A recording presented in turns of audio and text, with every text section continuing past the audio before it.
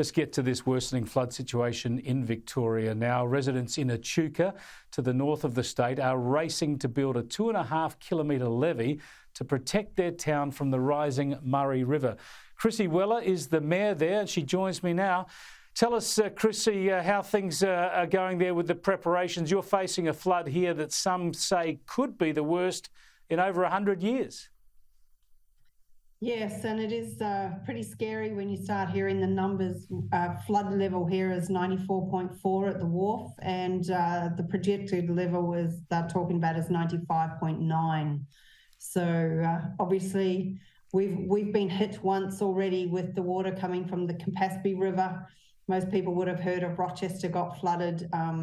So we've got 900 homes there underwater and businesses, obviously. And then that water's hit Echuca as well. And now this is going to be the double bangy, I suppose, as the Goulburn River, where Shepparton and Marupna fill, that water is coming into the Murray, and that Murray is going to come past us as well. And the concern, obviously, is that it will also try and push back up into the Campaspe again. So, yes, we're trying to build 2.5 kilometres of levee to keep the water out of our town and our residential area.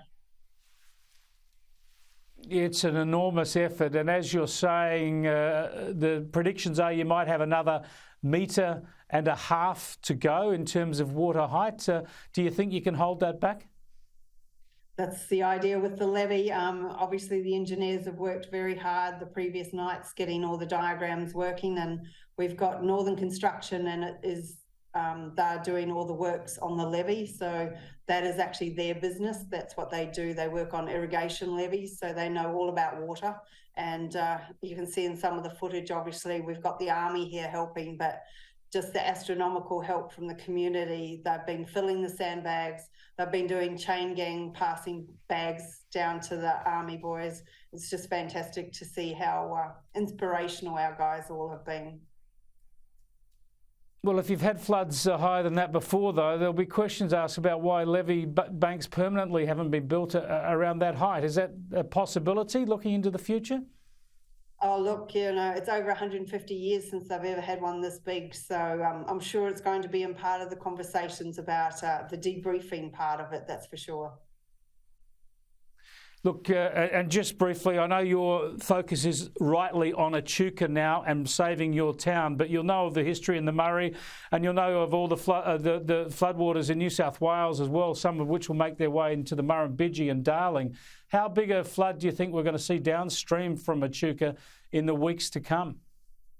Oh, look, it's just going to keep going on. So we know our neighbouring shires are already getting ready as well. So, yeah, it just keeps flowing on, unfortunately. And then on top of this, we're also getting told that we're going to have rain.